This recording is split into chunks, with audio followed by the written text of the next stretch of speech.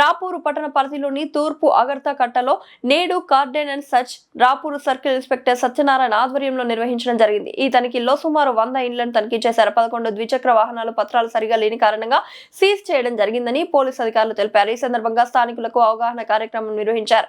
ఈ సందర్భంగా సిఐ సత్యనారాయణ మాట్లాడుతూ కార్డెన్ అండ్ సర్చ్ ఉద్దేశం అనుమానితుల కదలికలు ఉంటే వారిని పట్టుకోవడం, గంజాయి మత్తు పదార్థాల వాడకాన్ని గుర్తించడం, వాహనం పత్రాలు సరిగా లేని వాటిని సీజ్ చేయడం ఉద్దేశంతో ఈ కార్యక్రమం జరిగిందని రాపూరు సర్కిల్ సిఐ సత్యనారాయణ తెలిపారు. Guntur range IG Tripathi, Nellore SP Ajitha విజన్ల ఆదేశాల మేరకు ఈ కార్యక్రమం నిర్వహించామని, తూర్పు అగర్త కట్ట ప్రజలందరూ సహకరించారని ఈ సందర్భంగా తెలియజేశారు. ఈ కార్యక్రమంలో Rapur SI Venkata Rajesh, dam SI Saidapuram SI Kranthi Kumar, Sangam SI, police సిబ్బంది పాల్గొన్నారు.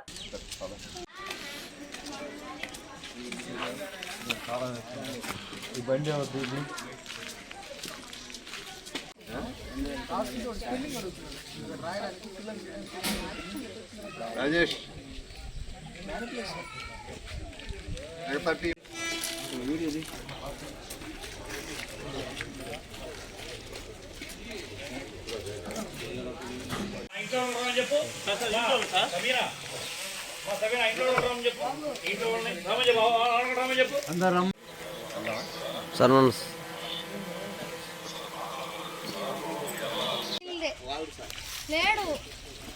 ఎవరు లేరా?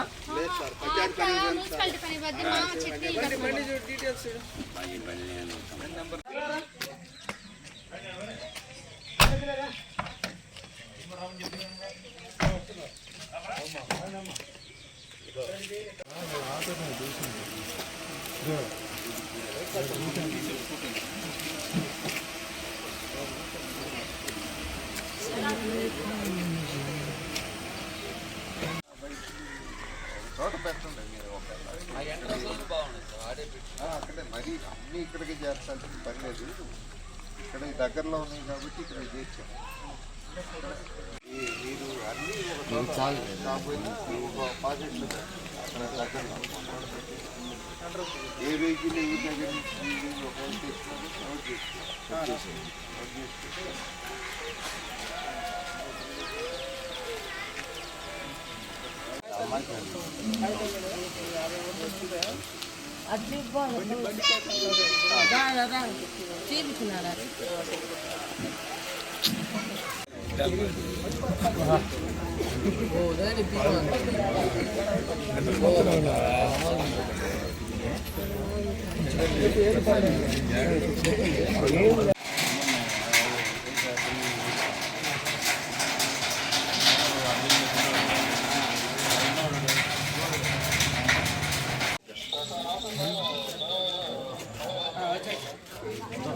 ఇదే బెస్ట్.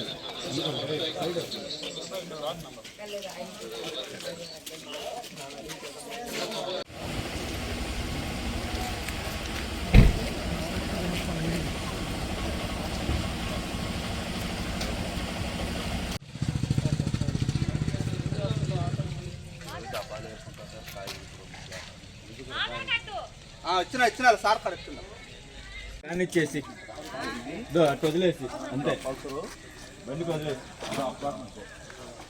కింద రాయి పెట్టున్నారు. కర్ర పెట్టిన పోటీ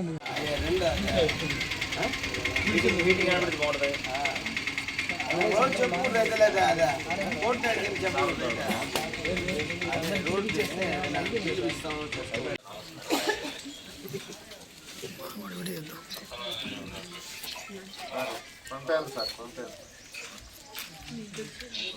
7,000 ఇస్తారు కొన్ని సందర్భాల్లో దొంగ వెహికల్స్ అయితే.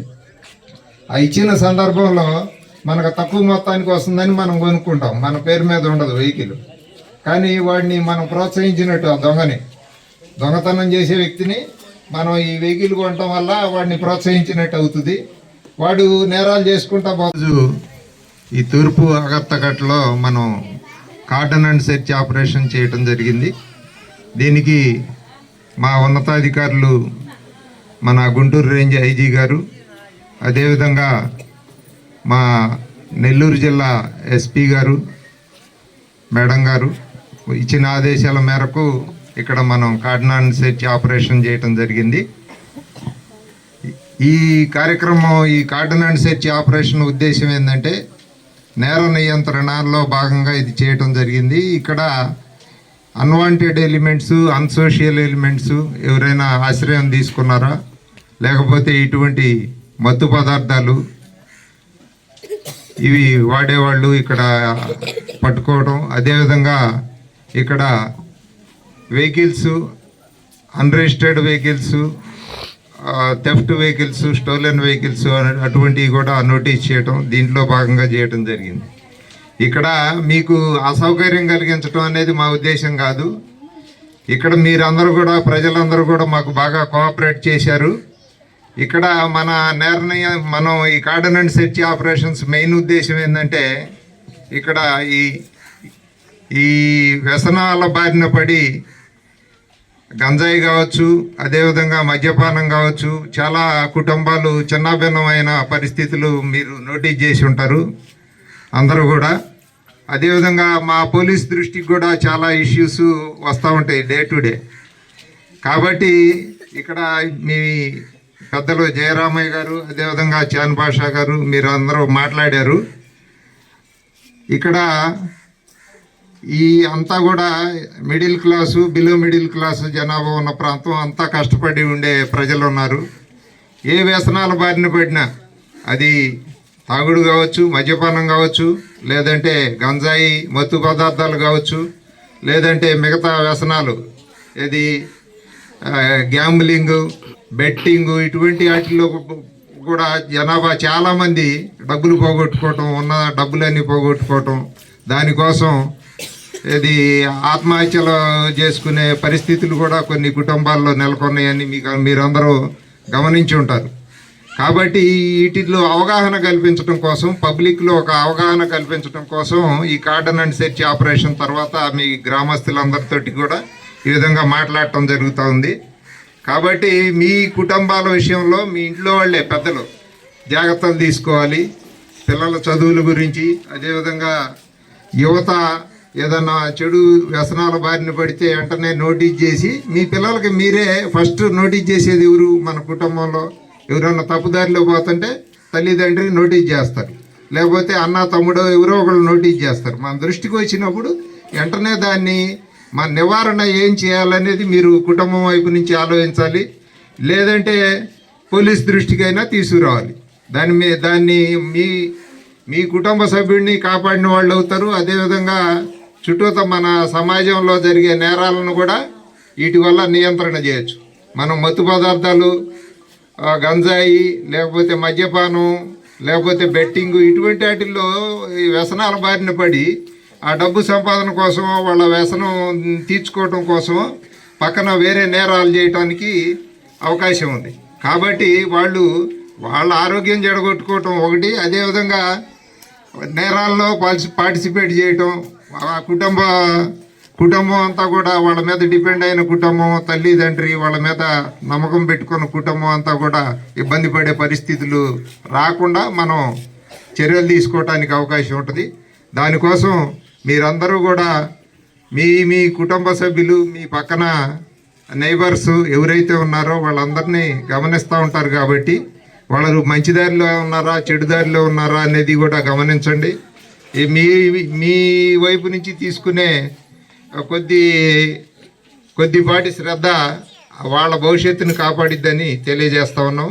అదేవిధంగా ఇక్కడ కొన్ని మోటార్ సైకిల్స్ మనం ఈ కార్డన్ అండ్ సెర్చ్ ఆపరేషన్లో భాగంగా దాదాపు 11 మోటార్ సైకిల్స్ రికార్డెడ్ డాక్యుమెంట్స్ లేనివి మన దగ్గర ఉన్నాయి, పోలీస్ దగ్గర నోటీస్ చేసి తీసుకోవటం జరిగింది.